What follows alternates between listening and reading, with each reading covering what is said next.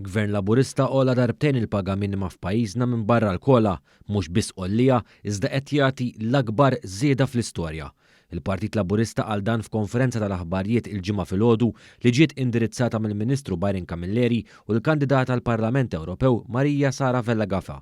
Hawn ġie notat li b'kuntrast f'25 sena fil-Gvern, il-Partit Nazzjonalista qatt molla l-paga minima ħlief bl-aġġustament tal-għoli tal-ħajja, il-Cost of Living Adjustment jew il-kola fil-qasir. Mhux tal-li hekk tal-li Gvern Laburista neħħa t-taxxa fuq il-paga minima e kif taħt il-Partit Nazzjonalista kull min kien jaqla l-paga minima kien jiġi intaxxat. Fil-fatt brabta ma' dan, il-kelliema li indirizzaw il-konferenza tal-aħbarijiet saħħu li l-poplu jaf li akbar ma tkun l-isfida, akbar se jkun l-appoġġ li jagħtihom il-Gvern immexxi mill-Prim Ministru Robert Abela. Il-Ministru Camilleri sostna kif il-Partit Laburista verament iħaddan il-politika tal-investiment kontra l-politika tal-austerità u l-politika tal-inċentiv kontra il-politika li tkisser l-aspirazzjonijiet tan-nies.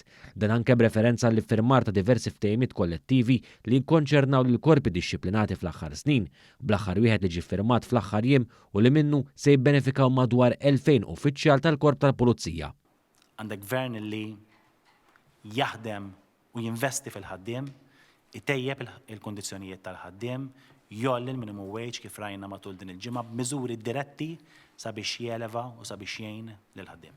Iżda bl-istess mod ukoll jinvesti fl-ekonomija u jinvesti fl-industrija sabiex joħloq klima li kulħadd jista' anka jaġixxi u kulħadd jista' jilħaq l-aspirazzjonijiet tiegħu. Il-kandidata Vella Gafa irremarkat ukoll l-importanza tal-investiment fil-ħaddiema, fin-negozji, fil-pensjonanti u fil-familji.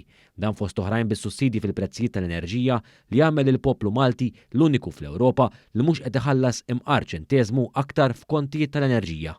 Kieku ma tajn istabilità, kieku l-familji jistgħu jippjanaw iktar jew jippjanaw inqas il-futur tagħhom. U għaliex ir-risposta nafuha għalhekk il-Prim Ministru Robert Abela ħabbar li ser nerġgħu ninvestu l-mijiet ta' miljuni ta' euro biex din il-miżura tkompli tissaħħuha, għax nafu hija l-akbar waħda li nistgħu nagħmlu jekk irridu ngħinu lil min hu l-inqas fis-soċjetà.